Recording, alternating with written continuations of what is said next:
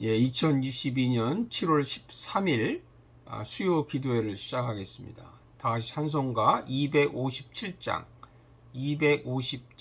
마음에 가득한 의심을 깨치고 찬양 드리시면서 수요 기도회 시작하겠습니다.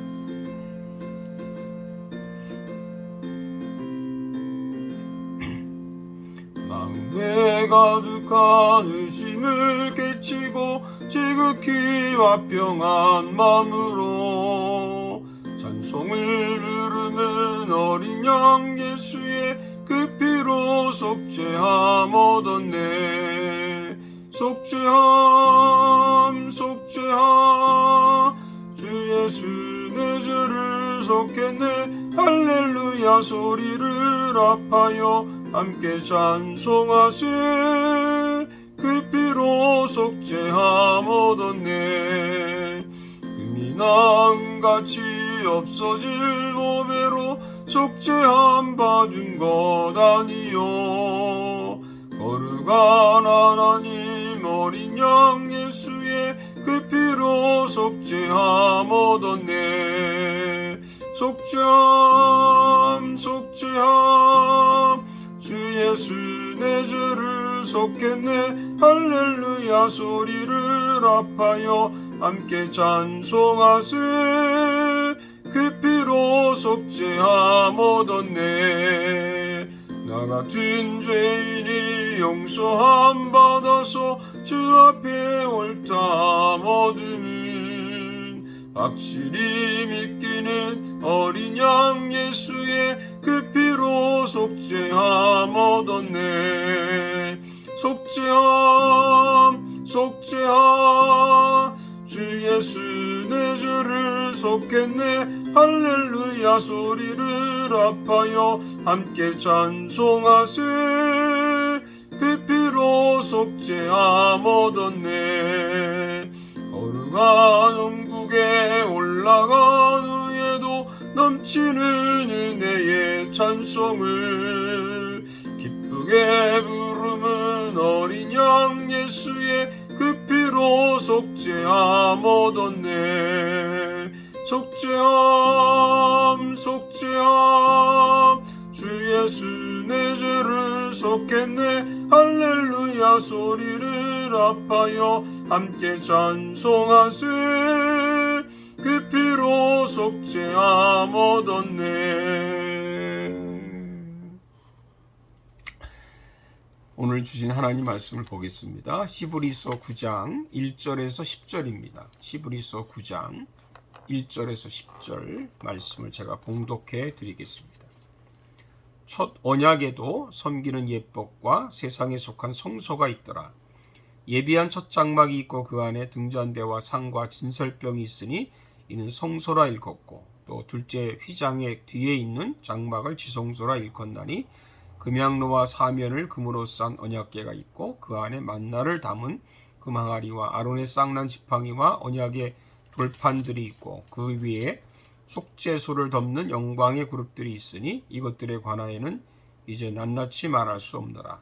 이 모든 것을 이같이 예비하였으니 제사장들이 항상 첫 장막에 들어가 섬기는 예식을 행하고, 오직 둘째 장막은 대제사장이 홀로 1년에 한 번 들어가되 자기와 백성의 허물을 위하여 드리는 피 없이는 아니하나니, 성령이 이로써 보이신 것은 첫 장막이 서 있을 동안에는 성소에 들어가는 길이 아직 나타나지 아니한 것이라.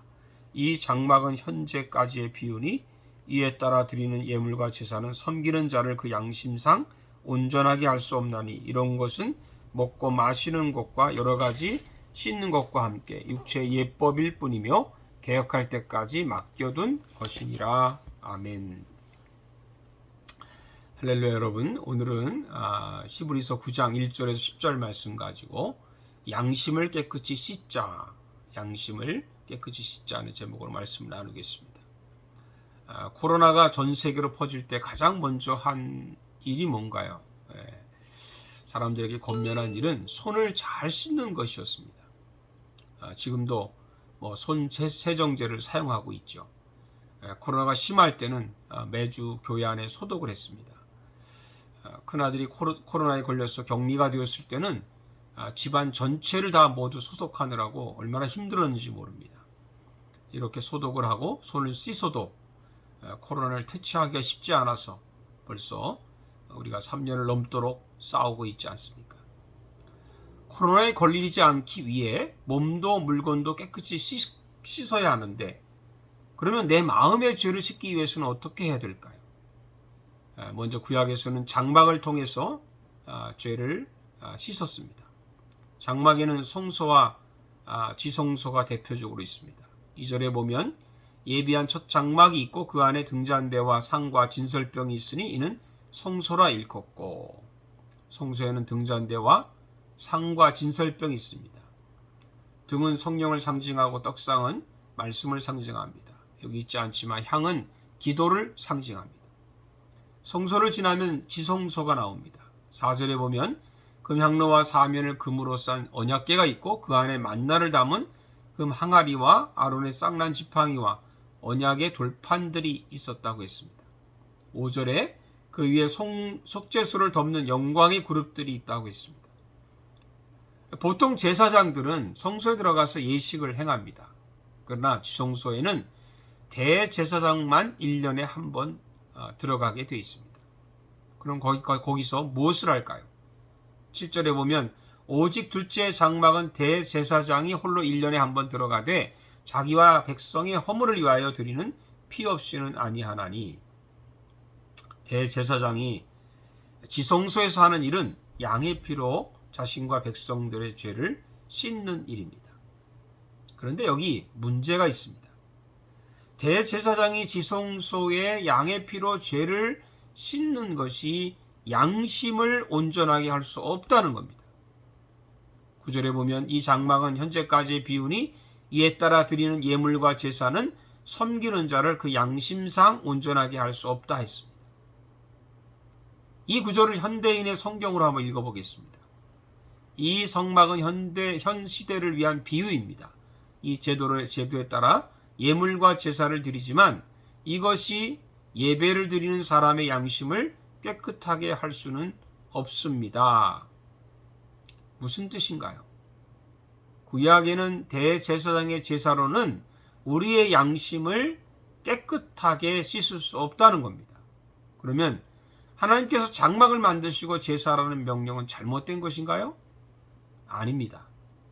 이것은 비유이고 이것은 상징입니다. 이것을 통해서 하나님께 진심으로 회개하라고 하는 그런 뜻이죠. 외적인 제사라 할지라도 그걸 통해서 내적인 죄를 회개하면 하나님께서 깨끗이 씻어 주신다는 겁니다. 만일 이것을 모르거나 또 알면서도 외적인 행위로만 죄를 씻으려는 사람이 있다면 아무리 많은 제사를 드린다 하더라도 양심을 절대로 깨끗하게 씻을 수 없습니다. 이런 사람의 대표가 누굽니까? 우리가 알고 있는 바리새인들입니다. 예수님께서 마태복음 23장 25절에 이렇게 책망을 하시죠. 화 있으신저 외식하는 서기관들과 바리새인들이요 잔과 대접의 것은 깨끗이 하되 그 안에는 탐욕과 방탕으로 가득하게 하는도다. 우리의 마음은 어떤가요? 그렇다면 우리가 어떻게 해야 내 양심을 깨끗하게 씻는 예배를 드릴 수 있을까요? 첫째는 성령님을 통해서 봐야 합니다. 8절에 보면 성령이 이로써 보이신 것은 첫 장막이 서 있을 동안에는 성소에 들어가는 길이 아직 나타나지 아니한 것이라 했습니다. 성령은 진리의 영 아닙니까? 그래서 성령은 하나님의 뜻을 분명하게 깨닫게 해줍니다.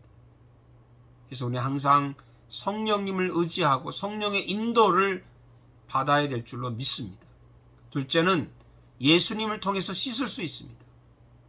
10절에 보면 이런 것을 먹고 마시는 것과 여러 가지 씻는 것과 함께 육체의 예법일 뿐이며 개혁할 때까지는 맡겨둔 것이니라. 여기 나오는 개혁, 누가 개혁을 하나요? 예수님입니다.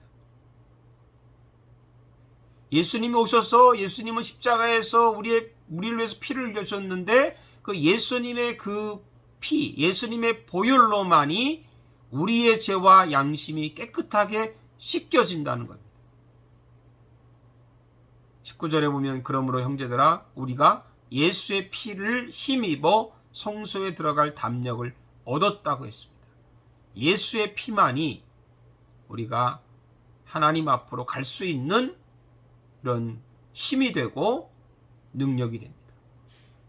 개혁이라고 하는 것은 뭐 세상을 개혁하고 정치를 개혁하고 경제를 개혁하는 것이 아니라 여기서 개혁은 예수 그리스도의 피로 내 양심의 죄를 씻는 것을 우리가 믿는 것입니다. 예수님의 피가 저와 여러분의 마음에 있는 죄를, 내 양심을, 더러워진 양심을 깨끗이 씻는 그런 은혜를 우리가 체험할 수 있기를 주님의 이름으로 축복합니다. 기도하겠습니다. 살아계신 하나님 감사합니다. 우리가 매주 예배를 드리고 또 이런저런 예배 수없이 드리지만 우리가 형식적으로 드리고 마음이 없이 드린다고 하면 그 예배는 우리의 양심의 죄를 깨끗하게 할 수 없습니다. 우리의 허물과 무지함과 우리의 형적인 믿음을 용서해 주시고 이제는 진정으로 하나님 앞에 성령님을 통해서 예수 그리스도의 피를 통해서 우리 양심의 죄가 깨끗이 씻어지는 것을 믿고 주님 앞에 나아가는 저희들 되게 해 주시옵소서. 예수님의 이름으로 기도하옵나이다. 아멘. 우리 모두 다 같이 새 번역 주기도문으로 기도하심으로 수요 기도회를 마치겠습니다. 하늘에 계신 우리 아버지, 아버지의 이름을 거룩하게 하시며 아버지의 나라가 오게 하시며 아버지의 뜻이 하늘에서와 같이 땅에서도 이루어지게 하소서. 오늘 우리에게 일용할 양식을 주시고 우리가 우리에게 잘못한 사람을 용서하여 준 것 같이 우리 죄를 용서하여 주시고 우리를 시험에 빠지지 않게 하시고 악에서 구하소서. 나라와 권능과 영광이 영원히 아버지의 것입니다. 아멘. 사랑하는 여러분들 또 주일에 기쁨으로 뵙도록 하겠습니다. 감사합니다.